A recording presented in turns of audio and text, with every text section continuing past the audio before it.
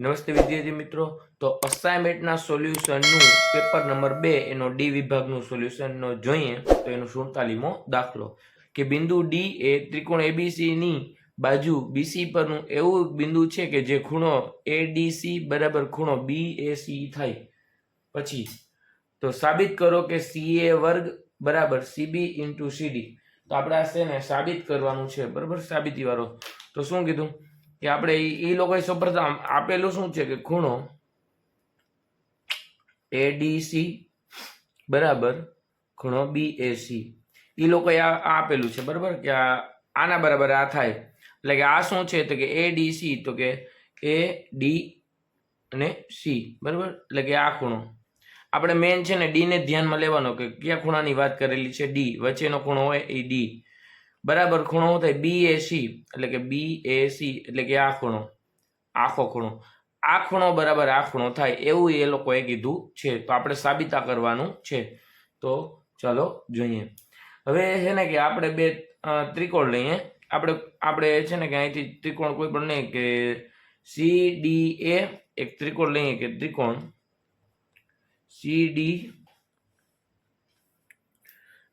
સીડીએ અને બીજો ત્રિકોણ આપણે એક આ નાનકડો ત્રિકોણ એટલે કે સીડીએ, એક આ નાનકડો ત્રિકોણ ને બીજો મોટો ત્રિકોણ, આખો મોટો ત્રિકોણ એને લઈએ એટલે કે સીએબી, એટલે ત્રિકોણ સીએબી માં. ચલો આપણે બીજો ત્રિકોણ કયો લીધો, સીએબી. એક સીડીએ લીધો એટલે કે આ નાનકડો ત્રિકોણ લીધો અને એક મોટો ત્રિકોણ લીધો. સમજાણું? આ નાનકડો અને આ મોટો ત્રિકોણ. હવે એની અંદર શું આપેલું છે કે એડીસી બરાબર, એટલે આપેલું શું છે રકમમાં પહેલેથી કે એડીસી બરાબર બીએસી. આ જોઈ જોઈને મેં આ લખ્યું. સમજાણું કે શું કર્યું? આ ઉપરથી જોઈ જોઈને આ લખ્યું. તો આનો ખૂણો ડી બરાબર ખૂણો એ થાય, એટલે કે આ ખૂણો ડી બરાબર ખૂણો એ થાય. એટલે કે ખૂણા બેના સરખા છે. આ બે ત્રિકોણના ખૂણા કેવા છે? સરખા. એટલે ખૂણા ખૂબ બરાબર ખૂણા સરખા. બીજું શું આપેલું છે? બીજું આપણે બીજો ત્રિકોણ કયો લઈએ? એસીડી, એટલે કે એ સી અને ડી, એટલે કે આ એસીડી નામનો ત્રિકોણ લઈએ એટલે કે એસીડી બરાબર બીજો ત્રિકોણ લઈએ બીસીએ, એટલે કે બીસીએ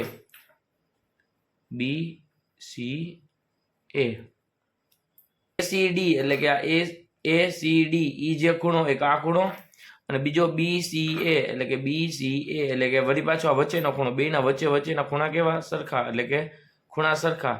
તો આ બે ખૂણા સરખા થયા. આ બે ઉપરથી આપણે શું લખી શકશું કે ખૂ શરત મુજબ, ખૂ શરત મુજબ શું થશે? ખૂ શરત મુજબ કે આ જે ત્રિકોણ આપણે બે જે લીધો હતો ને શરૂઆતમાં કે સીડીએ અને સીએબી એકરૂપ થશે. એટલે શું લખશું? એટલે કે ત્રિકોણ અહીંથી જોઈ જોઈને લખી નાખી સીડીએ એકરૂપ. તો ત્રિકોણ શું થશે? આ જે સીએબી. ચલો આ બે ત્રિકોણ એકરૂપ થઈ ગયા. તો હવે એકરૂપ થયા તો આપણે આ સીડી ના છેદમાં સીએ લખી શકીએ. શું લખશું? કે આ સીડી એના છેદમાં પેલા સીએ, એટલે કે સીડી ના છેદમાં સીએ બરાબરમાં આપણે શું લખશું કે સી એ, એટલે કે આ સી અને એ એના છેદમાં લખશું આ સી બી બરાબર. વચ્ચે એને ધ્યાનમાં લેતા સી એ ના છેદમાં સી બી કે સી બી. હવે આ જે છે ભાગાકારમાં છે, આમ બાજુ હોય તો ગુણાકારમાં, આ પણ ભાગાકારમાં છે, આમ બાજુ હોય તો ગુણાકારમાં, એટલે કે સીડી આ જે એ વસ્તુ એમને ભાગાકારમાં આમ બાજુ હોય તો ગુણાકારમાં, એટલે કે સીબી બરાબર ના બરાબર. હવે આ સીએ આ બાજુ ગુણાકારમાં જઈએ એટલે કે સીએ ગુણ્યા સીએ, એટલે સીએ ગુણ્યા સીએ એટલે કે સીએ નો વર્ગ, સીડી ગુણ્યા સીબી. આનો મતલબ ગુણાકાર થયો, બરાબર, સીએ નો વર્ગ. તો આપણે જે જોતું તો એ સાબિત થઈ ગયું કે સીએ નો વર્ગ બરાબર સીબી ગુણ્યા સીડી થઈ. આને આમ પણ સીધું આપણે લખી નાખીએ કે માગ્યા મુજબ કે સીએ નો વર્ગ બરાબર સીડી ગુણ્યા સીબી. દાખલો તો અહીંયા જ પૂરો થઈ ગયો. તો બરાબર, આ તો તમારે આવી રીતે લખી શકો. તો અહીં 47મો દાખલો પૂરો. 48મો દાખલો ખાસ જોજો. 48 થેલ્સનું પ્રતિપ્રમેય લખો અને સાબિત કરો. તો આ પ્રમેય મેં ઓલરેડી એકવાર સમજાવી દીધો છે, પાછો આ લખેલો છે તો સમજાવી દઉં કે પક્ષ ત્રિકોણ એબીસી માં એક રેખા એબી અને એસી અનુક્રમે ડી અને ઈ માં એવી રીતે છેદે કે જેથી એડી છેદમાં ડીબી ને એ છેદમાં ઈસી થાય. એટલે કે આખી એક આકૃતિ છે ત્રિકોણ એબીસી. એમાં ડીઈ એક આ રેખા દોરી છે, પાછી એક આ ઇમેજિંગ કરવાની છે, આ એક રેખા બીજી એક દોરવાની છે, બરાબર. તો હવે આ એબી અને એસી ને અનુક્રમે ડી અને ઈ માં એટલે કે ડી અને ઈ માં એવી રીતે છેદે કે એડી ના છેદમાં ડીબી ને એઈ ના છેદમાં ઈસી એટલે કે આ થાય, બરાબર. તો સાધ્યમાં આપણે શું કરવાનું છે કે ડીઈ સમાન એટલે કે ડીઈ સમાન બીસી જે આપણે સાબિત કરવાનું, બરાબર. એ આપણું સાધ્ય. પછી સાબિતીમાં શું લખશું કે રેખાઓ ડીઈ અને બીસી બંને એબીસી ના સમતલમાં આવેલી રેખા છે, એટલે કે આ ડીઈ સમાન બીસી એ એબીસી ના સમતલમાં આવેલી એક રેખા છે. આથી તેમના માટે ફક્ત બે જ શક્યતા રહીએ. આ બેના એક આખા ત્રિકોણના સમતલમાં આવેલી તેના માટે બે જ શક્યતા. કઈ બે શક્યતા? ડીઈ એ બીસી ને સમાંતર હોય એટલે કે ડીઈ એ બીઈ ને સમાંતર હોય, પેલી શક્યતા આ. બીજી શક્યતા શું રહેલી કે ડીઈ એ બીસી ને સમાંતર ના હોય એટલે કે ડીઈ બીસી ને સમાંતર ન હોય. તો બે શક્યતા રહે. માની લ્યો આપણે ધારો કે બીજી શક્યતાને ધ્યાનમાં રાખીએ કે ધારો કે ડીઈ એ બીસી ને સમાંતર નથી એટલે કે આ આપણે આને ઇમેજિંગ કરીએ કે આ બે એકબીજાને સમાંતર નથી. તો ડી માંથી બીસી ને સમાંતર હોય તેવી એક રેખા દોરો કે જે એસી અને ઈ ડેશમાં છેદે. એટલે આપણે એક તૂટક રેખા દોરવાની છે, ઇમેજિંગ કરવાનું છે કે આ રેખા છે ને એ બીસી ને સમાંતર હોય. તો આથી આપણે શું લખશું? એડી છેદમાં ડીબી એટલે કે એડી છેદમાં ડીબી બરાબર એઈ ડેશમાં છે એઈ ડેશ અને ઈ ડેશ નામ આપી દો. ઈ ડેશ એટલે કે એઈ ડેશ ના છેદમાં ઈ ડેશ સી. બીજું તેમજ કે એડી છેદમાં ડીબી બરાબર એઈ ના છેદમાં ઈસી. હવે આ બે જે સરખું હતું એ ઉડી ગયું, આખું ઉડી ગયું. તો બચ્યું કોણ કે એઈ ડેશ ના છેદમાં ઈ ડેશ સી અને એઈ છેદમાં ઈસી. હવે આને બેમાં બે સાઈડ પ્લસ પ્લસ ઉમેરો, અહીંયા પ્લસ ઉમેરો ને અહીંયા પ્લસ ઉમેરો, અહીંયા પ્લસ ઉમેરો, અહીંયા પ્લસ ઉમેરો. પછી અગાઉનું સ્ટેપ. હવે જે મેં અહીંયા આકૃતિ છે ને પાછી દોરેલી છે એટલે તમારે બીજી વાર નથી દોરવાની. આ તો વાંસે મારે જે તમને આમાં થોડું ઘણું સમજાવવાનું છે અહીંયા, બરાબર. આ સ્ટેપ એટલે દોરી. તો હવે આ સ્ટેપ કેમ આવ્યું એ તમને સમજો. આગલું સ્ટેપ આ હતું એઈ ડેશ પ્લસ એક છેદમાં ઈ ડેશ સી. હવે આ જે ઈ ડેશ સી છે મેં સમજાવ્યા મુજબ એક આરે ગુણાય એટલે કે આ જે અહીંયા ગુણાઈ ગયું, બરાબર, છેદમાં ઈ ડેશ સી. એવી જ રીતે પાછું આ ઈસી અહીંયા એક આરે ગુણાય એટલે કે આ સ્ટેપ આવ્યું. ઈ ડેશ એ ઈ ડેશ અને ઈ ડેશ સી ઈ બે નો સરવાળો એટલે કે આખું એસી બને. શું બને? આખું એસી. કટકો અને ઈ ડેશ સી એટલે આટલો કટકો, આ બે નો સરવાળો એટલે આખું ઈ એસી બન્યું, બરાબર. એની જગ્યાએ લખ્યું. તેવી જ રીતે એઈ વત્તા ઈસી એટલે કે એસી બને, બરાબર. તો આ એસી શું થયા? ઉડી ગયા. તો બચ્યું કોણ? ઈ ડેશ સી અને ઈસી. હવે આ બે ઉડી ગયા તો બચ્યું કોણ? આ જે બચ્યું એ લખી નાખ્યું. આ બે એકબીજાને સમાંતર આવ્યું. કોણ બે સમાંતર આવ્યું? કે આ જે ઈ ડેશ અને આ સી એટલે કે આટલો કટકો બરાબર ઈસી એટલે કે આટલો કટકો, આખો કટકો ને આટલો કટકો, એ બે એકબીજાને સમાંતર આવ્યું. આમ આપણે શું લખી શકીએ કે ઈ ડેશ અને ઈ સંપત્તિય બિંદુ છે તે એટલે કે ઈ ડેશ બરાબર ઈ એટલે કે આના બરાબર બે એકબીજાને બરાબર છે. તો આથી રેખા ડી ઈ ડેશ અને ડીઈ એક જ રેખા છે એટલે કે આ અને આ બે રેખા શું છે? એક જ રેખા છે. તો આથી ઈ ડેશ સમાંતર બીસી થાય એટલે કે આ ઈ ડેશ સમાંતર બીસી એટલે કે આ આડી જે રેખા દોરી ઈ અને આ એકબીજાને સમાંતર હોય તો ઈ બે એકબીજાને સમાંતર હોય તો આ પણ આને ઈ ડેશ ને આ સમાંતર હતી તો આના સમાંતર આ બીસી થાય એટલે કે આપણું થઈ ગયો જે પ્રમેય સાબિત. એના પછીનો નેક્સ્ટ દાખલો ખાસ જોજો. 49મો દાખલો કે જેના વર્ગોનો સરવાળો 365 થાય તેવી બે ક્રમિક ધન પૂર્ણાંકો સંખ્યાઓ લખો. જો શબ્દ પકડજો કે બે ક્રમિક ધન પૂર્ણાંક કીધી. ક્રમિક યાદ રાખજો, ક્રમિક શબ્દ તમને બહુ આગળ જતા કામ આવશે. ક્રમિક ધન પૂર્ણાંકો કીધી તો આપણે કઈ ક્રમિક ધન પૂર્ણાંકો કીધી ખબર નથી. એ બે નો સરવાળો 365. તો આ લખીએ કે ધારો કે પ્રથમ ધન પૂર્ણાંક સંખ્યા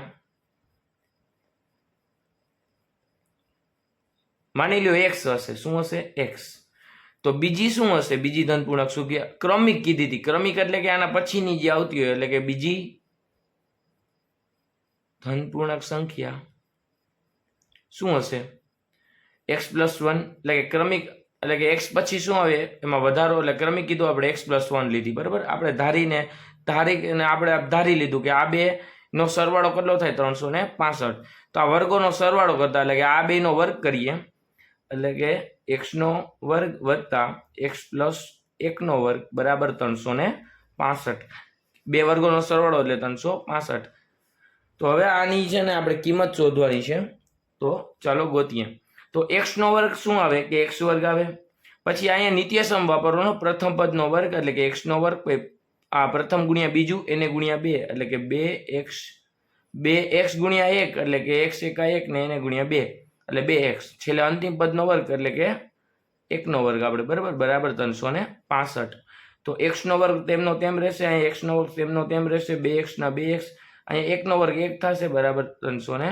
હવે આ જો આ વત્તા 365 છે, આમ બાજુ આવે તો ઓછા 365 એટલે કે ઓછા 365. આ વત્તા છે, આમ બાજુ આવે તો ઓછા બરાબર 0. હવે x વર્ગ અને x વર્ગ એટલે કે કેટલી વખત છે 2 વખત x વર્ગ છે વત્તા 2x વત્તા, હવે જો અહીંયા આ વત્તા 1 છે ને ઓછા 365 છે. તો 365 માંથી આપણે 1 બાદ કરીએ એટલે શું બચશે ઓછા 364 બરાબર 0. હવે આ સમજાણું આ સ્ટેપ. હવે આમાંથી તમારે શું કરવાનું, બે સામાન્ય કાઢવાના છે. અહીંયા 2 છે, અહીંયા 2 છે ને અહીંયા 2 છે. આમાંથી બે સામાન્ય, આના બે ભાગ પડી જાય એટલે આમાં બે સામાન્ય નીકળી જાય. એટલે આ બધા પદોમાંથી બે સામાન્ય કાઢીએ એટલે કૌંસમાં શું બચશે x વર્ગ બચશે વત્તા આમાંથી 2x માંથી 2 તો વયા ગયા, સામાન્ય નીકળી ગયા, તો કોણ બચશે x વધશે. હવે 364 ના અડધા કેટલા થશે એટલે કે 82 એટલે કે -82 બચશે બરાબર, અને કૌંસ પૂરો બરાબર 0. આટલું સમજાણું. હવે જે 182 બચશે, ખાલી 82 નહીં બચે. 364 ના અડધા 182. હવે 182 ના ડબલ કરો એટલે 364 જ આવે, બે સામાન્ય નીકળી ગયા. હવે આ બે ગુણાકારમાં છે બરાબર ની, આમ જોઈએ તો ભાગાકારમાં, તો બચ્યું x વર્ગ વત્તા x ઓછા 182 બરાબર 0/2. 0/માં કાંઈ પણ વસ્તુ હોય તો એનો જવાબ 0 જ આવે. હવે છે ને આપણે અહીંયા અવયવ પાડોની રીત કરી નાખીએ કે પહેલાનો છેલ્લાનો ગુણાકાર એટલે 182 ગુણ્યા અહીંયા આગળની શું હોય 1, 182 ગુણ્યા 1 એટલે કે 182 એકા 182. હવે એના એવા ભાગ પાડો કે જેનો છે ને કે આપણે ગુણાકાર કરતા 182 આવે અથવા સરવાળો અથવા બાદબાકી કરતા વચ્ચેનો આંકડો શું છે કાંઈ ના હોય તો 1, તો 1 આવે. કેવા 1 વત્તા 1 આવે. તો એવો આપણે ઘડિયો ગોતવાનો કે જેનો ગુણાકાર કરતા 182 આવે, સરવાળો બાદબાકી કરતા વત્તા 1 આવે. તો એવા 14 ગુણ્યા 13 કરશો એટલે 182 આવશે. અને આમાંથી આપણે છે ને વત્તા 1 જોઈ છે એટલે કે આને 14 ને વત્તા રાખશો અને આને ઓછા રાખશો 13 ને. 14 માંથી 13 જાય તો વત્તા 1, તો 14 ગુણ્યા 13 કરશો તો 182. આપણે જે જોતું હતું એ મળી ગયું. અહીંયા x ની જગ્યાએ મૂકી દો.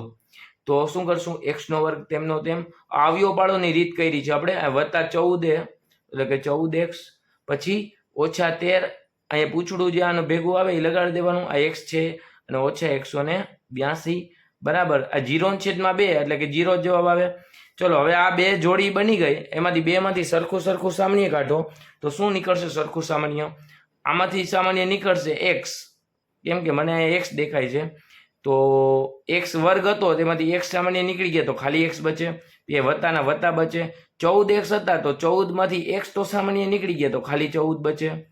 હવે આમાંથી સામાન્ય શું નીકળશે, તો આમાંથી નીકળશે ઓછા 13 બરાબર. આમાંથી કોણ બચ્યા, x અંદર બચ્યા, પછી ઓછે વત્તે ઓછા અને ઓછે વત્તે ઓછા, અહીંયા વત્તા આવશે બરાબર, એટલે કે ઓછે વત્તે ઓછા.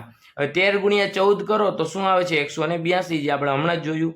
એટલે કે 13 ગુણ્યા 14 કરો એટલે 182 આવે, કૌંસ પૂરો 0. હવે જે કૌંસની અંદર જે છે એને એકવાર લખી નાખો, x વત્તા 14 એને એકવાર લખો x વત્તા 14. અને કૌંસની બહાર કોણ રખડે છે એને અંદર પૂરો, x અંદર બહાર રખડે છે, બીજા ઓછા 13 બહાર રખડે છે બરાબર 0. હવે શું કરવાનું, બેયને 0 0 આપી દો એટલે x વત્તા 14 બરાબર 0, અલ્પવિરામ x ઓછા 13 બરાબર 0. હવે આ આપણે છે ને x ને કરતા કરી લઈએ એટલે વત્તા 14 આમ બાજુ આવે તો x બરાબર ઓછા 14. આ તમને x ની એક કિંમત મળી. હવે ઓછા 13 આમ બાજુ આવે એટલે x બરાબર વત્તા 13, આ બીજી કિંમત મળી. આપણે અહીંયા x બરાબર -14 ને x બરાબર 13 જે મળ્યા છે, આ બે x ની બે કિંમત મળી છે. આપણે હવે કઈ માન્ય ગણવાની કે જો ધન પૂર્ણાંક કીધી હતી આપણે, શું ધાર્યું છે પ્રથમ ધન પૂર્ણાંક સંખ્યા, તો આમાંથી ધન કઈ છે તો 13 વાળી બરાબર. તો આ જે જવાબ મળ્યો ને એ અશક્ય છે બરાબર, અશક્ય. ના શક્ય છે. તો આપણે 13 નો આપણો જવાબ રાખીએ તો આપણે પ્રથમ ધન પૂર્ણાંકો ગોતવાની કીધી છે. પ્રથમ 2 ધન પૂર્ણાંકો બરાબર ક્રમિક કીધી. તો આપણે શું લખશું બરાબર કે પ્રથમ ધન પૂર્ણાંક આપણે શું ધારી હતી કે પ્રથમ ધન પૂર્ણાંક બરાબર આપણે શું ધાર્યું હતું x ધાર્યા હતા એટલે કે 13 x ની કિંમત કેટલી મળી 13. બીજી ધન પૂર્ણાંક આપણે શું ધાર્યું હતું બીજી ધન પૂર્ણાંક આપણે ધાર્યું હતું શું ધાર્યું હતું x + 1 એટલે કે આપણે શું x શું મળ્યા 13 અને વત્તા 1 તો 13 ને 1 14 એટલે કે આ 14 અને આ 13 એટલે કે આ જે બોક્સ કર્યા એ બે આપણા જવાબ. તો અગાઉનો 50મો દાખલો ખાસ જોજો અને અમારી ચેનલને સબસ્ક્રાઇબ ન કરી તો ખાસ સબસ્ક્રાઇબ કરો ને કરો. તો હવે દાખલા નંબર 50 અને 50મો દાખલો શરૂ કરીએ પહેલા કહી દઉં કે જો તમે અમારી ચેનલને સબસ્ક્રાઇબ ન કરી હોય, તમે અમારી ચેનલમાં નવા હોવ તો જૂના થઈ જાઓ અને સબસ્ક્રાઇબ કરી નાખો. તમને આ અમારા વિડીયો બહુ કામ લાગશે બરાબર. તો દાખલા નંબર 50નો તો સુબા રાવે 1995માં ₹5000ના વાર્ષિક વેતનથી કામ શરૂ કર્યું તો અને તેમને દર વર્ષે ₹200 એટલે કે 200ની વેતન વૃદ્ધિ મળે છે. તો કયા વર્ષે તેમનું વેતન 7000 થશે? તો ભાઈ જો સુબા રાવે છે ને કે 1995માં કામ શરૂ કર્યું નોકરી બરાબર, ક્યાંક નોકરીએ લાગ્યો છે ભાઈ આપણો. તો એને શરૂઆતનું જે એની જે ઇન્કમ શું હતી શરૂઆતનો પહેલો પગાર તો કે 5000. પછી તેમના 5000માં વાર્ષિક વેતન કામ શરૂ કર્યું તો એના બીજા વર્ષે એના વાર્ષિક વેતનમાં કેટલાનો વધારો કર્યો ₹200 એટલે કે 5200. બીજા વર્ષે એને ₹5200 મળ્યા એટલે કે બીજા વર્ષે એને એક્સ્ટ્રા ₹200 મળ્યા. વળી ત્રીજા વર્ષે એને વળી પાછો 200નો વધારો એટલે કે 5200માં હજી 200 ઉમેરો તો 5400. તો આવી રીતે દર વર્ષે એને ₹200 વધારો થતો જાય છે. તો કયા વર્ષે તેને ₹7000 થશે? એટલે કયા વર્ષે એટલે કે આપણે n ગોતવાના છે આ દાખલામાં. આપણે તો આ દાખલામાં n ની કિંમત ગોતવાની છે. બીજું આપણે શું આપેલું છે તો કે પ્રથમ પદ એ આપેલું છે. કેટલું આપેલું 5000 બરાબર આ પ્રથમ પદ. પછી ડી આપણે ગોતી નાખીએ. હાલો ડી બરાબર A2 - A1. તો ડી એટલે A2 શું થયા આપણા 5000 બહો અને A1 આપણા 5000. તો 5200 માંથી 5000 જાય તો ખાલી 200 બચે એટલે કે ડી ની કિંમત આપણે મળી 200. એ મળી ગયા, ડી મળી ગયા. હવે એન લાસ્ટ પદ ભાઈ છેલ્લું એને ₹7000 ક્યારે થશે એટલે કે લાસ્ટ પદ આપણું એન. તો આપણી પાસે બધી ડેટા હાજર છે તો આપણે ઓલું એન ગોતવા માટેનું સૂત્ર મૂકીએ એન બરાબર A + n - 1D. તો હવે આ સૂત્ર મૂક્યું તો આ સૂત્રમાં કિંમતો મૂકીએ તો એન ની કિંમત 7000 બરાબર એ ની કિંમત 5000 વત્તા એન ની કિંમત આપણે એ તો ગોતવાની છે, ખબર નથી કેટલી છે બરાબર. ડી ની કિંમત 200. તો હાલો આપણે છે ને 7000ના 7000 બરાબર 5000ના 5000 વત્તા 1 ગુણાકારમાં 200. આ સ્ટેપ એમનું એમ જ લખ્યું. આ 5000 વત્તા છે આમ બાજુ આવે તો ઓછા એટલે 7000 ઓછા 5000 બરાબર n - 1 બરાબર ગુણ્યા 200. હવે આમાંથી બાદ બાકી થાય આવે એની 7000 માંથી 5000 જાય તો કેટલા બચે 2000 બચે બરાબર n - 1 ગુણ્યાકારમાં 200. હવે 200 ગુણાકારમાં છે આમ બાજુ આવે તો ભાગાકારમાં 2000 ભાગ્યા 200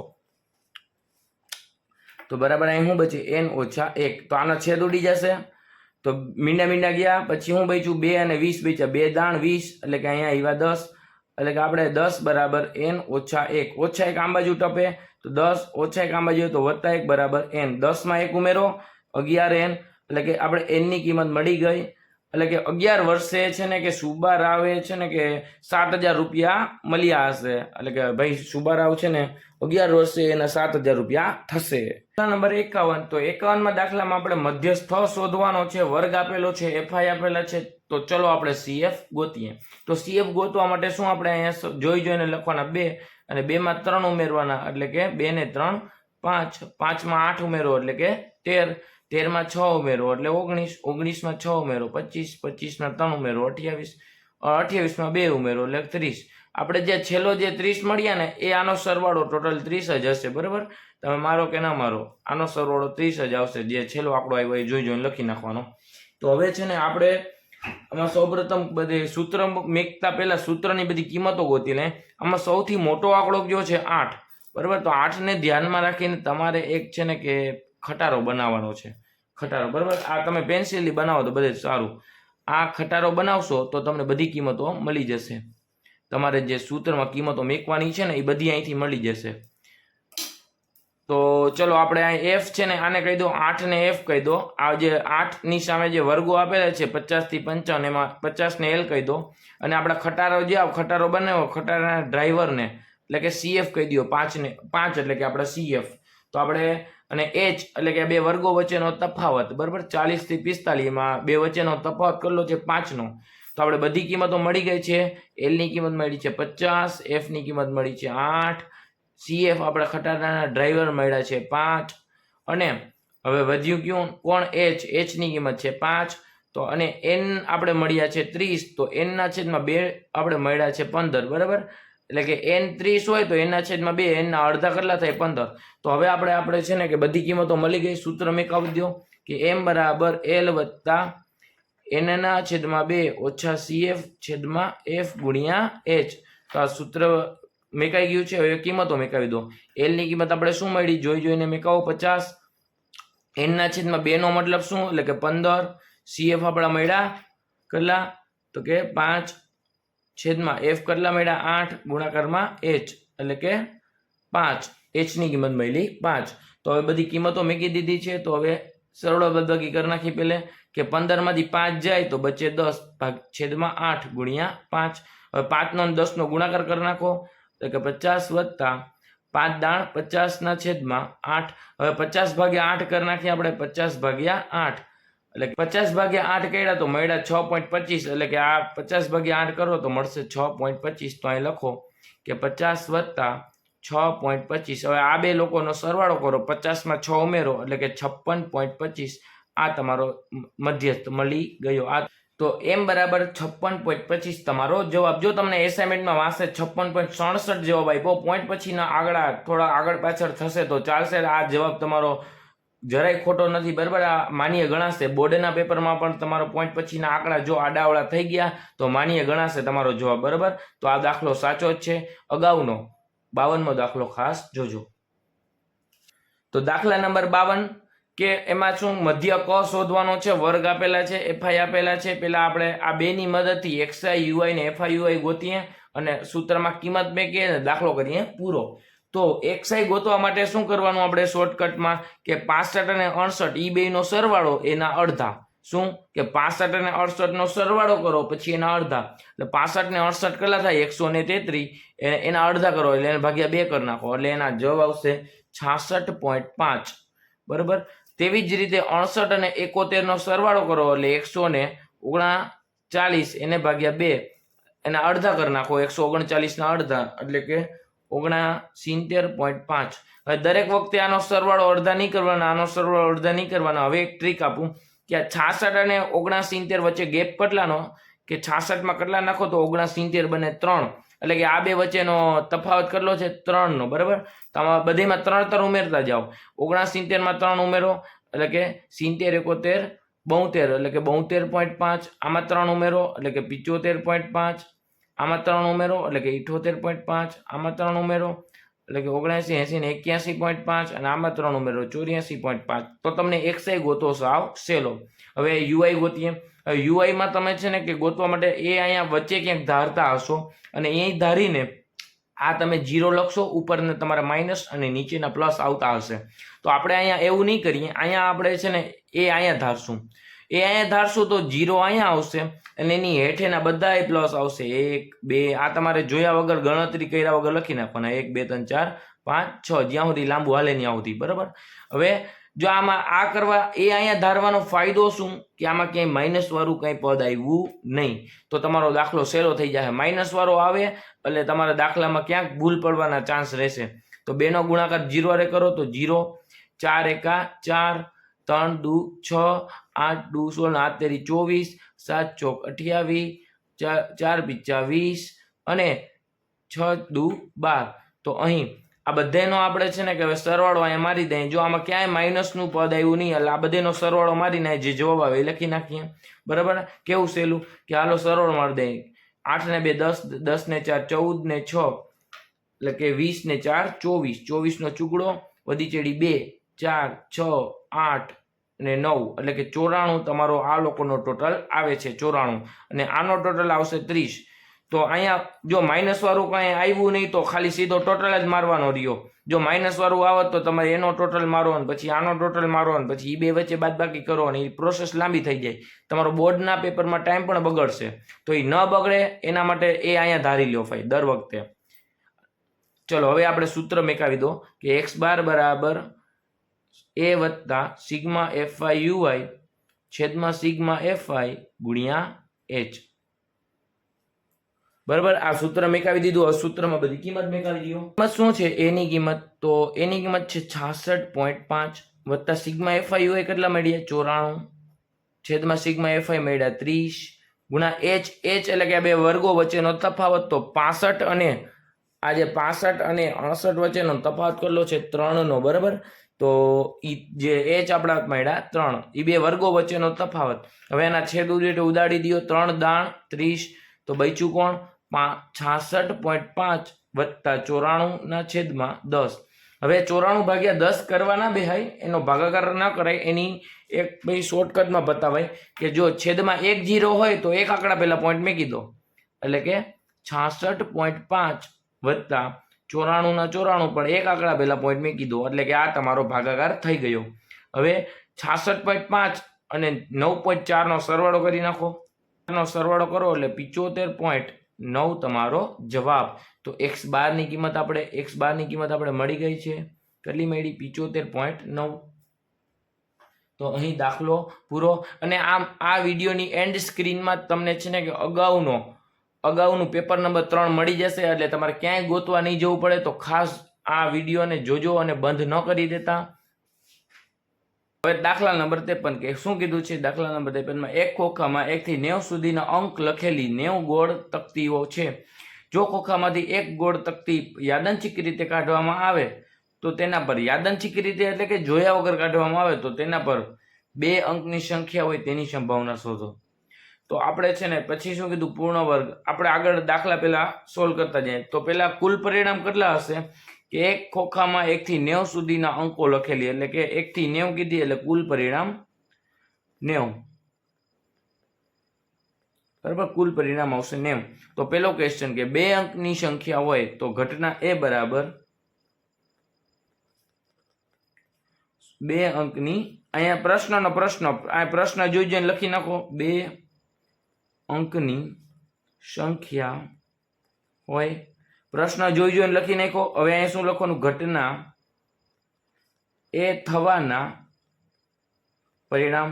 તમે સાનુકૂળ પરિણામ લખતા હો, તમે કંઈક અલગ લખતા હશો. બરાબર, આ લીટી બધા અલગ અલગ રીતે લખતા હોય. તમે આ લીટી લખશો તો પૂરેપૂરા માર્ક મળશે. તમે એ ચિંતા કરતા નહીં. તો તમે સીધું શોર્ટકટમાં લખજો ઘટના એ થવાના પરિણામ. તો ભાઈ 2 અંકની સંખ્યા હોય તો 2 અંકની સંખ્યા 1 થી 90 માં કેટલી આવશે? શું કીધું કે 1 થી 90 માં 2 અંકની સંખ્યા. તો માની લો 1 થી માંડીને 9 સુધીના આંકડા કેવા છે? બધા 1 અંકના. તો 1 થી માંડીને 9 છે ને કે 90 માંથી બાદ કરી નાખો તો 90 માંથી બાદ થાય એટલે 81. તો 2 અંકની સંખ્યા 81 છે એટલે ઘટના એ થવાના પરિણામ 81. તો p ઓફ a બરાબર 81 ના છેદમાં 90. હવે આના છેદ ઉડે તો ઉડાડી નાખો કે 9 દાણ 90 અને 90 90 81. 9 દાણ અને 90 90 9 9 ઉડી ગયા તો બચ્યા હું 9 ના છેદમાં 10. તો p ઓફ a બરાબર 9 ના છેદમાં 10 આ તમારો જવાબ. તો એક ક્વેશ્ચન સોલ્વ થયો. હવે બીજો ક્વેશ્ચન એને કહી દો ઘટના b. તો ઘટના b બરાબર શું કીધું છે કે પૂર્ણ વર્ગ સંખ્યા હોય. કેવી હોય? તો પ્રશ્ન જોઈ જોઈને લખી નાખો. પૂર્ણ વર્ગ સંખ્યા. તો પ્રશ્ન જોઈ જોઈને લખી નાખો. તો અહીંયા હું લખવાનું? આપણે તમે જે લીટી લખતા હોય, હું તો આ લખું છું કે ઘટના b થવાના પરિણામ. તો ઘટના b થવાના પરિણામ આપણે શું મળશે કે પૂર્ણ વર્ગ સંખ્યા હોય એટલે કે જેનું વર્ગમૂળ નીકળતું હોય એને પૂર્ણ વર્ગ સંખ્યા કહેવાય. તો 1 થી 90 આંકડામાં કેનું કેનું વર્ગમૂળ નીકળશે? તો ચાલો જોઈએ. 1 4 નું વર્ગમૂળ 2, 9 નું વર્ગમૂળ 3, 16 નું વર્ગમૂળ 4, 25 નું વર્ગમૂળ 5, 36 નું વર્ગમૂળ 6, 49 નું 7, તેવી રીતે 81 નું વર્ગમૂળ 9 અને 100 નું વર્ગમૂળ 10. તો આપણે તો કેટલી તકતીઓ છે? 1 થી 90 સુધીની જ છે, એટલે કે અહીંયા સુધીના જ આવશે. તો 1 થી 90 અંકોમાં આટલા આંકડાનું વર્ગમૂળ નીકળશે. તો આ કેટલા આંકડા છે? ટોટલ 9 આંકડા છે. તો ઘટના બી થવાના પરિણામ 9. બરાબર. તો ઘટના પી ઓફ બી બરાબર શું આવશે? કે 9/90, એટલે કે 9 દાણ 90. બરાબર. તો 1/10 આવશે તમારો જવાબ. નાખી ઘટના સી. ઘટના સી બરાબર શું કીધું? 5 વડે વિભાજ્ય હોય.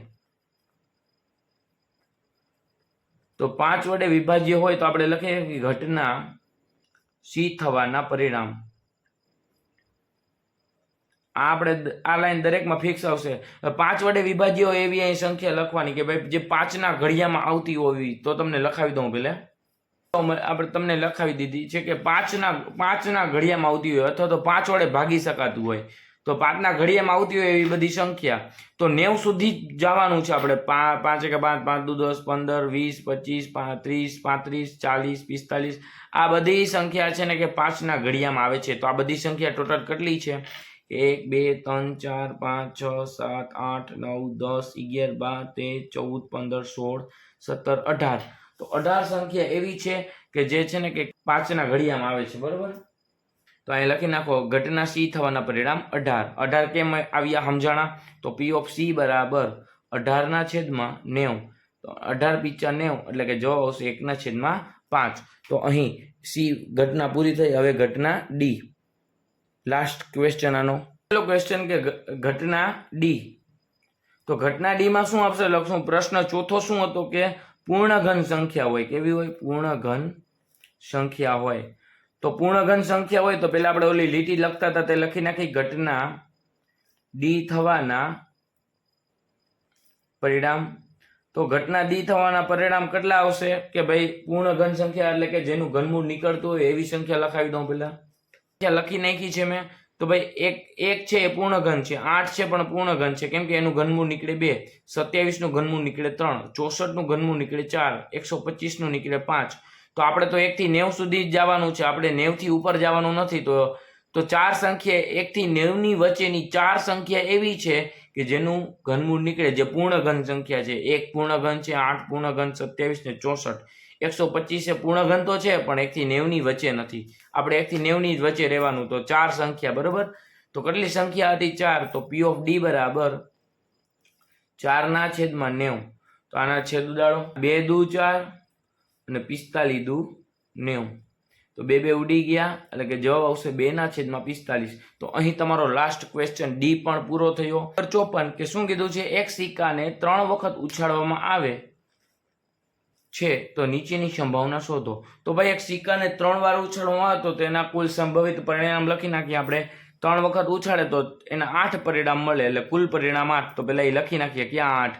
એક તો 3 વખત ટી મળે, એટલે 3 વખત ટેલ, બરોબર, કાટ મળે. કાં તો એક વાર એચ અને 2 વખત ટેલ મળે, કાં તો પાછો ટેલ અને પાછો એચ અને ટેલ મળે. એટલે કે એચ વચ્ચે પેલે એચ પેલે રાખો, પછી ટી અને ટી, પછી એચ વચ્ચે રાખો. જો યાદ રાખવાની ટ્રીક છે. પછી અહીંયા પેલે 2 વખત ટી રાખો ને પછી એચ રાખો. એચ ની જગ્યા બદલાવાની છે. એચ પેલે, બીજે અને ત્રીજે નંબરે. બાકી ટી તો 2 વખત એમને. બરાબર. હવે આના પરિણામ બધા ઊંધા કરી નાખો. 3 વખત ટી તો 3 વખત એચ. આ યાદ રાખવાની ટ્રીક છે ભાઈ. એચ હોય તો અહીંયા ટી અને ટી હોય તો એચ. બરાબર. ટી હોય તો એચ. તો આના બસ ઉલટું જ કરવાનું છે. ટી હોય તો એચ, ટી એચ, 2 વખત એચ અને છેલ્લી વખત ટી. તો આ યાદ રાખવાની ટ્રીક. આ 8 પરિણામ મળશે. તમે કોઈ પણ સિક્કાને 3 વાર ઉછાળો તો આ 8 પરિણામ મળે.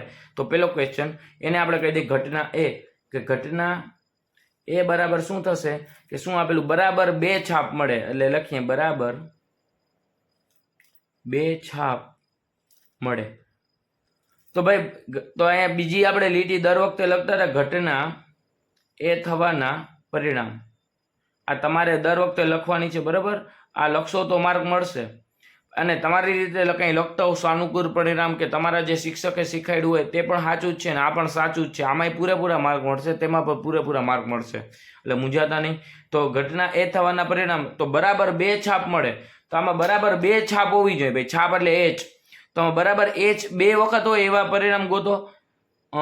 એચ 2 વખત હોય, એક આઈરિયા, બીજા આઈરિયા અને ત્રીજા આઈરિયા, તો ટોટલ 3 એવા છે કે જેમાં બરાબર 2 એચ મળે, ના તો 3 એચ હોવા જોઈએ ના તો 1 એચ હોવા જોઈએ, બરાબર 2 જ એચ હોવા જોઈએ, એટલે 2 જ છાપ હોવી જોઈએ. તો ઘટના એ થવાના પરિણામ આવશે 3. તો આપણે શું લખશું? પી ઓફ એ બરાબર, અહીંયા આપણે કુલ પરિણામ લખતા ભૂલી ગયા, અહીં લખી નાખી કુલ પરિણામ આવશે આપણા 8. બરાબર, તમે પણ લખી નાખજો કુલ પરિણામ 8. તો પી ઓફ એ બરાબર 3/8, આના છેદ ઉડે તો ઉડાડો, નકર વાંધો નહીં, આ તમારો જવાબ. એના પછીનો કે ઘટના બી. ઘટના બી માં શું લખ્યું છે? ઓછામાં ઓછી 2 છાપ મળે, તો લખો અહીંયા કે ઓછામાં, ભાઈ શું કીધું? ઓછામાં ઓછી 2 છાપ મળે, તો ઓછામાં ઓછી 2 તો મળવી જ જોઈએ, 2 થી ઓછી નહીં હાલે, 2 થી વધુ હોય તો હાલશે છાપ. બરોબર, તો 2 આપણે 2 હોય એવી છાપ ગોતીએ અને 2 થી વધુ હોય એવી ગોતીએ. તો આ 1 2 3 અને આ 4 છાપ. બરોબર, તો ઘટના બી થવાના પરિણામ શું આવશે? કે ઘટના 4 એટલે કે 4. તો પી ઓફ બી બરાબર 4/8 એટલે કે છેદ ઉડી જશે, 4 દુ 8 એટલે કે જવાબ આવશે 1/2. તો ચલો હવે અગાઉનો ત્રીજો દાખલો આમાંનો. બરાબર, ઘટના સી. તો ઘટના સી માં આપણે શું લખશું? વધુમાં વધુ 2 છાપ મળે. શું લખીએ? જો વધુમાં વધુ 2 છાપ મળે તેનો શું મતલબ? કે વધુમાં વધુ 2 છાપ જોઈએ ભાઈ, 2 થી વધુ ભાઈ ત્રીજી નહીં હાલે, 2 થી ઓછી ગમે એટલી હાલશે, પણ વધુમાં વધુ 2 હોવી જોઈએ, 2 થી વધારે નહીં હાલે. સમજાણું? કે તમે માની લ્યો તમારા ઘરે 2 રોટલી ખાતા હો, તો વધુમાં વધુ તમે 2 રોટલી ખાઈ શકો, 2 થી વધુ ખાઈ શકો નહીં, એટલે કે 3 ના ખાઈ શકો, 2 થી ઓછી ખાઈ શકો, અથવા એકેય રોટલી ના ખાઓ. બરોબર, તો વધુમાં વધુ 2 છાપ હોય એવી કે 2 થી વધુ નહીં હાલે, એટલે કે આ જ નહીં હાલે, 2 થી વધુ આ 3 છાપ છે, 3 છાપ નહીં હાલે. બરોબર, વધુમાં વધુ એટલે કે 3 છાપ નહીં હાલે, બાકી બધી હાલશે. સી થવાના પરિણામ. તો સી થવાના પરિણામ શું આવશે? મેં હમણાં સમજાવ્યું કે ભાઈ 2 થી વધુ નહીં હાલે, એટલે કે 3 નહીં હાલે, બાકી બધી હાલશે. 1 2 3 4 5 6 7 એટલે 7 હાલશે. બરાબર, તો ઘટના સી થવાના પરિણામ 7. તો પી ઓફ સી બરાબર 7/8, આ તમારો જવાબ. એના પછી ડી. શું ઘટના ડી કીધું? કે કાંટા કરતા છાપ વધારે હોય. તો ભાઈ કાટ કરતા છાપ વધારે હોય તેનો શું મતલબ? કે કાટ કરતા છાપ વધારે હોય, કાંટા કરતા છાપ વધારે હોય, તો એનો મતલબ કે જો અહીંયા કાટ 3 છે તો એના કરતા છાપ અહીંયા 3 વધારે છે, એટલે આ હશે. અહીંયા એક કાટ, અહીંયા 2 વખત કાટ છે તો અહીંયા 2 વખત છાપ છે, અહીંયા 2 વખત કાટ છે તો અહીંયા પણ 2 વખત છાપ છે. પરિણામ કરતા નીચેના બધા પરિણામમાં છાપ વધારે છે, તો ટોટલ આપણા છાપ વધારે હોય એવા પરિણામ કેટલા આવશે? 1 2 3 4. તો 4 પરિણામ એવા છે જે કાંટા કરતા છાપ કેવા છે? વધારે. તો ચલો ડી થવાના પરિણામ. તો કેટલા પરિણામ મળ્યા હતા? 4. તો પી ઓફ ડી બરાબર શું આવશે? 4/8. તો 4 દુ 8 એટલે કે 1/2 તમારો જવાબ. અહીં પેપર 2 નું ડી વિભાગનું સંપૂર્ણ સોલ્યુશન પૂરું થયું. અમારી ચેનલને સબસ્ક્રાઇબ ન કર્યું તો ખાસ સબસ્ક્રાઇબ કરજો, તમને પેપર 3 પણ આ જ વિડીયોના એન્ડ સ્ક્રીનમાં મળી જશે.